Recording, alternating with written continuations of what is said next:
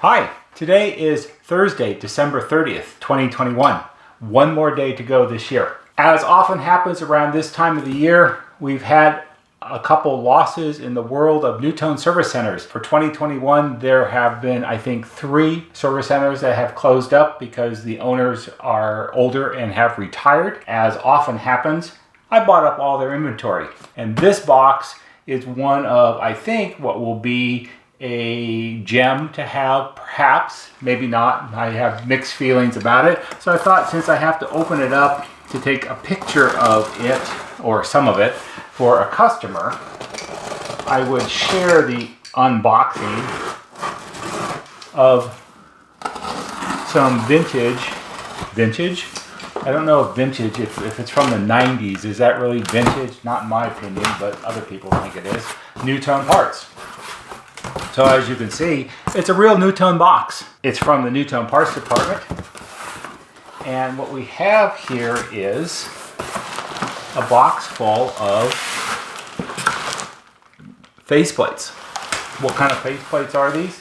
These are faceplates from 4406s. And if the information I was given is accurate, there are faceplates in here for both IM and IMA 4406s. So let's go ahead and move the big box out of the way. I'm going to put it on a roll around cart over here that you can't see. Let's go through them. There are 2, 4, 6, 7 all together. If we just take them out randomly,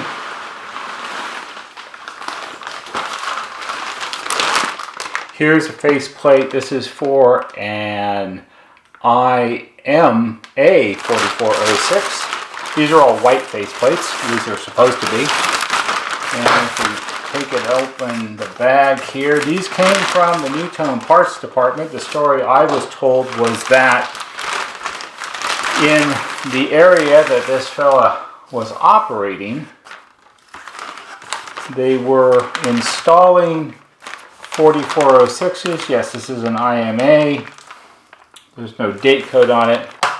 They were installing 4406s in a housing development, and they were putting the master stations in as the houses were completed, and there was concern that if there was damage to the faceplate while the house was being sold or inspected or looked at by potential buyers, that would create a problem. So they thought that, well, we'll order up some extra faceplates, and if anything gets scratched or scuffed or whatever, we can go out and swap out the faceplate and it'll be like brand new. They found that after having done that once or twice, that swapping out the guts of a 4406 is a fairly daunting project, and it wasn't a good idea.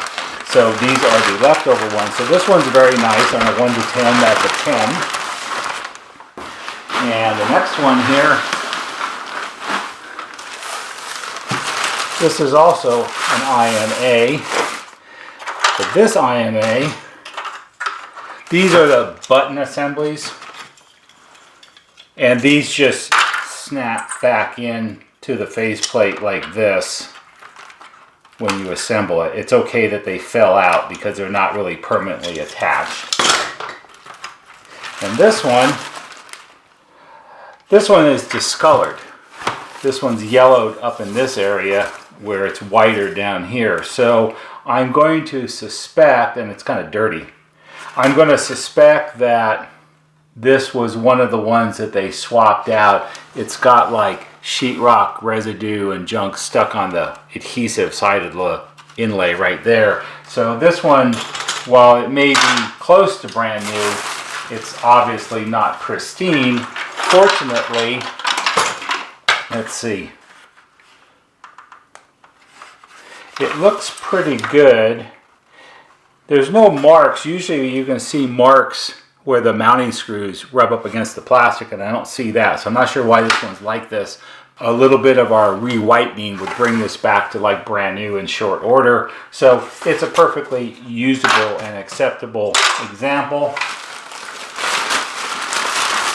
On a 1 to 10 right now, that's more like a 4. But I think the 4 can be brought back to become a 10, or at least a 9. So here's another one. This is probably another IMA.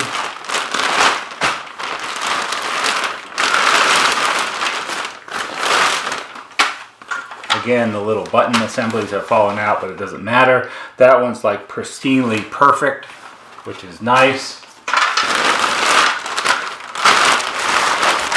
And as we go through these, here's another one. Now this is an IM, and I can tell that because the IM 4406s have a different CD assembly, and where the little detector board mounts is different. So this is an IM, and we'll take those out. And this one, I would say, is brand new, never been used. It's not discolored. One of the things that people don't know or perhaps realize is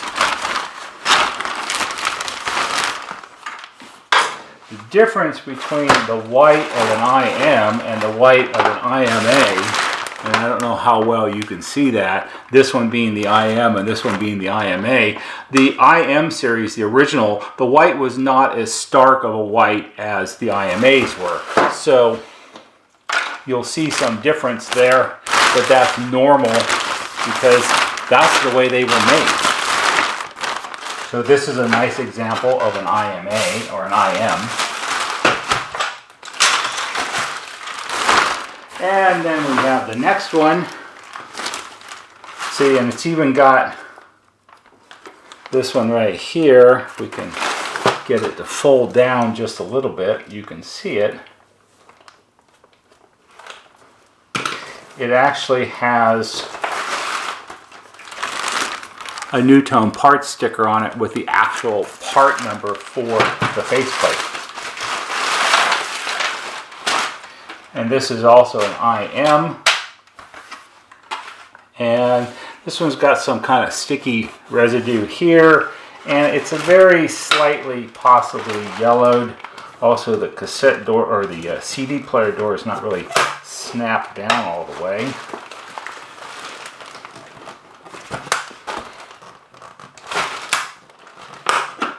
Have to work on that. But again, it's very slightly discolored. Perhaps, probably was one of the units they swapped out. It's got a little scuff on it right there. But again, a little bit of cleaning, perhaps a little bit of rewhitening. It certainly would be better than what many people have in their homes today. The pile's getting kind of high. Any of you who have watched any of my rewhitening videos know how these end up at some point or another. Here's another IM, and this one perhaps you can see much whiter over here than it is over here. This is discolored some. Same thing here. So this, I would guess, this doesn't actually look like, yeah, it's got scuff marks on the plastic. So this has been exposed to sunlight. See, it's kind of interesting because on the inside of the CD player door, it's white here and white here, but in the center, it's yellowed.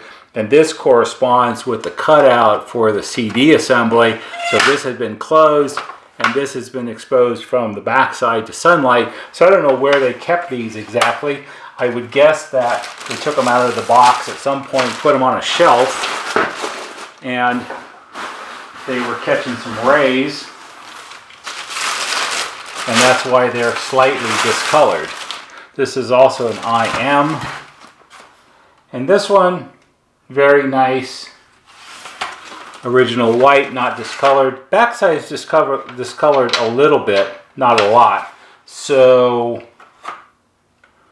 this one to me, open the door here. It's got scuff marks from screws. So don't know. It's hard to know. And you can't really question the fella too much about it because his interest is, as he said, my wife said I need to get all this stuff out of here. So that's kind of what it is. So is this a once in a lifetime find, a whole group of 7 faceplates for 4406s? Some might think so. I have mixed feelings about it because we can do rewhitening, and unless you have one that's physically damaged, you know, it's You still have to have it all swapped over, which is not something that most people can do themselves. And if you can get your original one re-whitened and it would cost less than one of these, then, you know, it's hard to say. So sometimes what seems like a treasure trove of items that you would never find ever in a million years, you would think, and then you come across a whole bunch of them. Sometimes there's a reason why these are still hanging around. They're hanging around because on the surface it might seem like they're ultra rare and valuable, but to a large extent, maybe not so much. It's hard to say. Anyway, this is the last video for 2021, just a quick little video. Videos will resume again in January.